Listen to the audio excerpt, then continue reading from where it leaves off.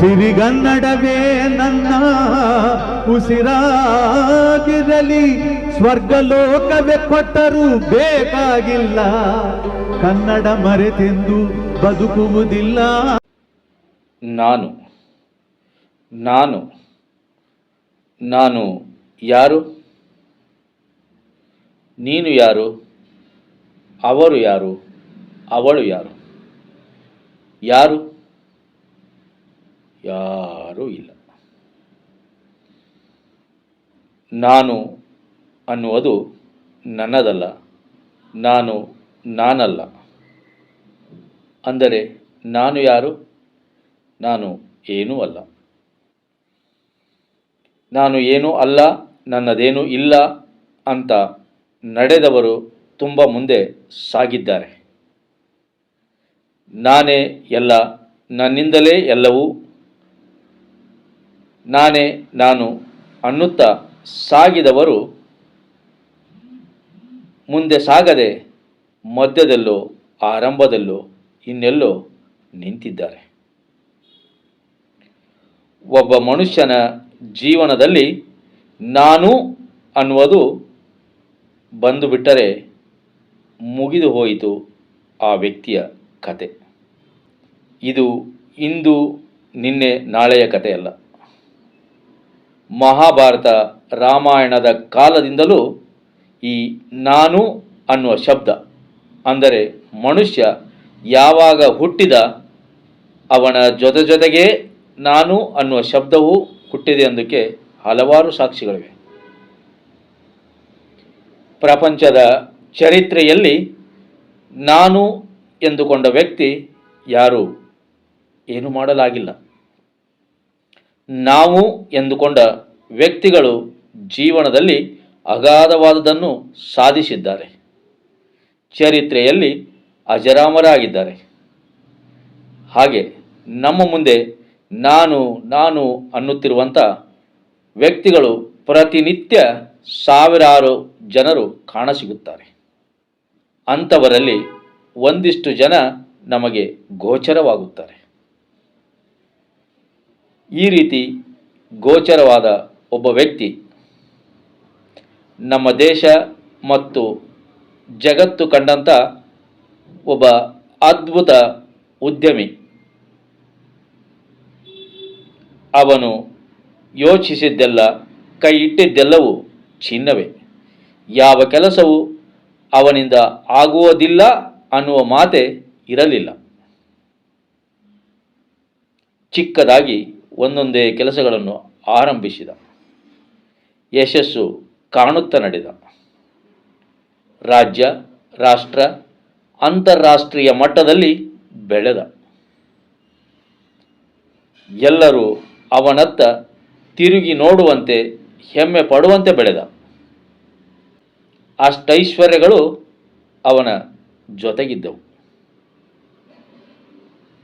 ಎಲ್ಲವೂ ಸುಗಮ, ಸುಲಲಿತ.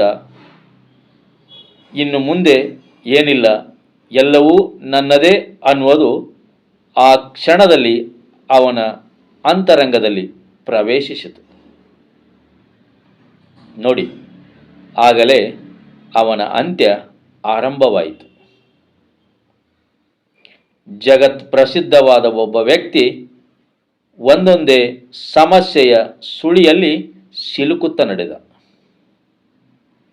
ಹೆಜ್ಜೆ ಇಟ್ಟಲೆಲ್ಲ ಭೂಮಿ ಬಾಯ್ಬಿಡಲಾರಂಭಿಸಿತು. ಅಪಶಕುನಗಳೇ ಎದುರಾದವು.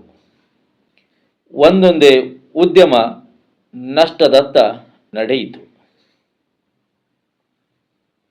ಅದನ್ನು ಸರಿದೂಗಿಸಲು ಸಾಲವನ್ನು ತೆಗೆದುಕೊಂಡ. ಒಂದಲ್ಲ ಎರಡಲ್ಲ, ಸಾವಿರಾರು ಬ್ಯಾಂಕುಗಳಲ್ಲಿ ಸಾವಿರಾರು ಕೋಟಿ, $1,000,000 ಅಂತ ಹೇಳ್ತಾರಲ್ಲ, ಹಾಗೆ ಎಲ್ಲಿ ಎಷ್ಟು ಸಾಲ ಮಾಡಿದ್ದೇನೆ, ಯಾವ ಬ್ಯಾಂಕಲ್ಲಿ ಮಾಡಿದೆ ಅನ್ನೋದು ಆ ವ್ಯಕ್ತಿಗೆ ಗೊತ್ತಿರಲಿಲ್ಲ.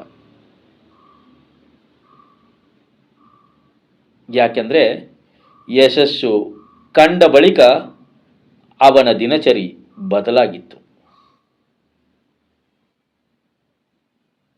ಹೆಂಡ, ಹೆಣ್ಣು, ಕುಣಿತ, ಮೋಜು, ಮಸ್ತಿಗಳಲ್ಲಿ ಜೀವನ ಕಳೆದ.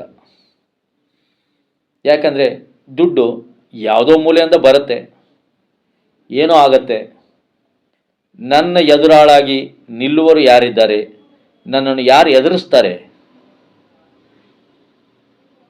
ಲೆಕ್ಕವಿಲ್ಲದಷ್ಟು ಹಣ ನನ್ನ ಬಳಿ ಇದೆ, ನಾನು ನಷ್ಟ ಅನುಭವಿಸಲು ಸಾಧ್ಯವಿಲ್ಲ ಅನ್ನುವ ಅಹಂ ಅವನ ಜೊತೆಗಿತ್ತು.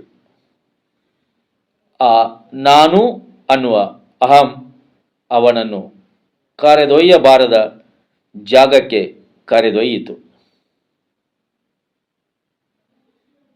ನಡೆಯಬಾರದ ದಾರಿಯಲ್ಲಿ ನಡೆದ, ಕಾಣಬಾರದ ದೃಶ್ಯವನ್ನು ಕಂಡ.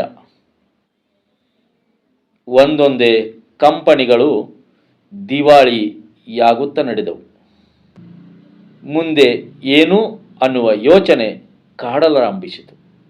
ಆದರೆ ದಾರಿ ಯಾವುದೂ ಇಲ್ಲ. ಯಾಕೆಂದರೆ ಅವನು ಉತ್ತುಂಗದ ಶ್ರೇಣಿಯ ಮೇಲೆ ನಿಂತುಕೊಂಡಿದ್ದ. ನೋಡಿದ ಕೆಳಗೆ ಆಳವಾದ ಪ್ರಪಾತ.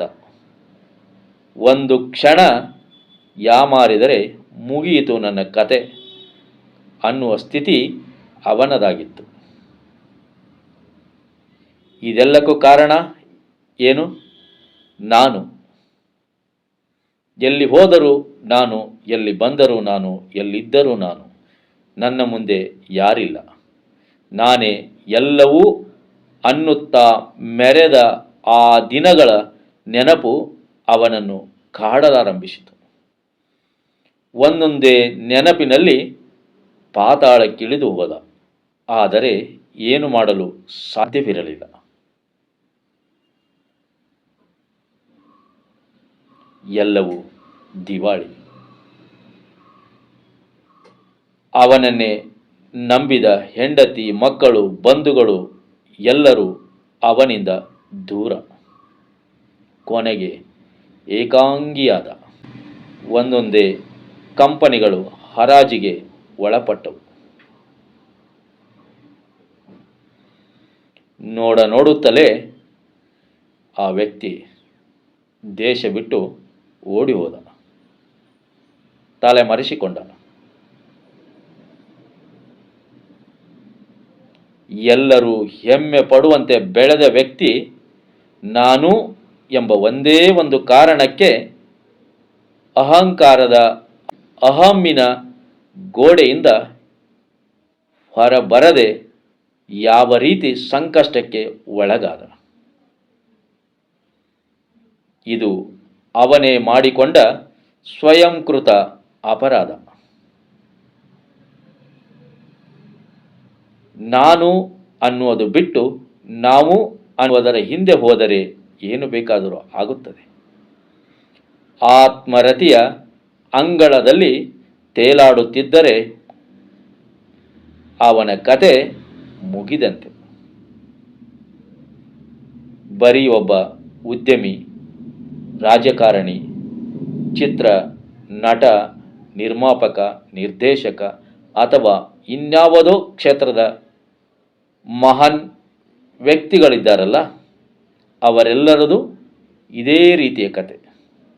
ಒಂದು ಯಶಸ್ಸು ಅವರನ್ನು ಅಧೋಗತಿಗೆ ಕರೆದುಕೊಂಡು ಹೋಗುತ್ತದೆ.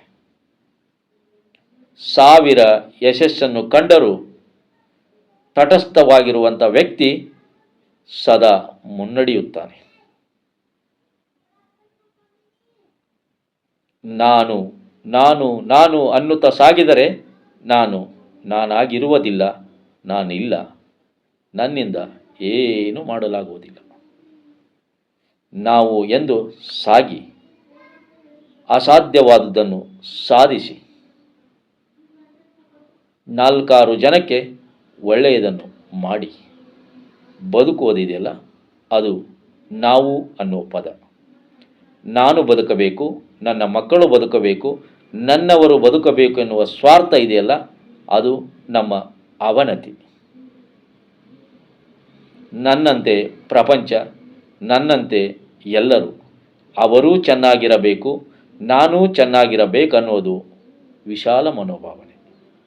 ನಾನು ನಾನಾಗಿರದೆ ನಾನು ನಾವಾಗಿದ್ದು ಬಾಳಿ ಬೆಳಗಬೇಕು. ಯಾಕೆಂದರೆ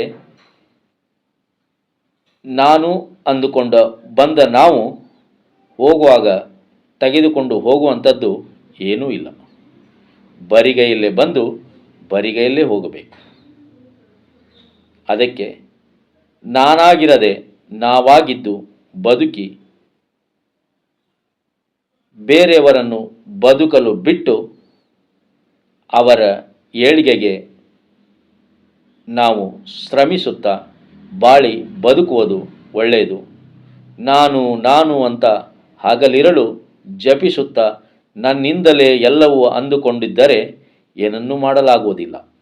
ಈ ನಾನು ಅನ್ನುವ ವ್ಯಕ್ತಿಗಳು ಸಾವಿರಾರು ಕೋಟ್ಯಾಂತರ ಜನ ನಮ್ಮ ಮಧ್ಯದಲ್ಲಿದ್ದಾರೆ. ಅಂತಹ ಒಬ್ಬೊಬ್ಬ ವ್ಯಕ್ತಿಯ ಪರಿಚಯವನ್ನು ಮುಂದಿನ ಸಂಚಿಕೆಗಳಲ್ಲಿ ಮಾಡುತ್ತಾ ಹೋಗುತ್ತೇನೆ. ಆದರೆ ಅದು ನಾನಲ್ಲ, ನಾವಾಗಿ, ನೀವಾಗಿ ನಿಮ್ಮ ಕಥೆಗಳನ್ನು ನಿಮ್ಮ ಮುಂದೆ ನಾವಾಗಿ ಹೇಳುತ್ತೇವೆ. ಆತ್ಮರತಿಯ ಅಂಗಳದಲ್ಲಿ ಯಾವತ್ತೂ ಮಿಂದೇಳುವ ಪ್ರಯತ್ನ ಮಾಡಬೇಡಿ.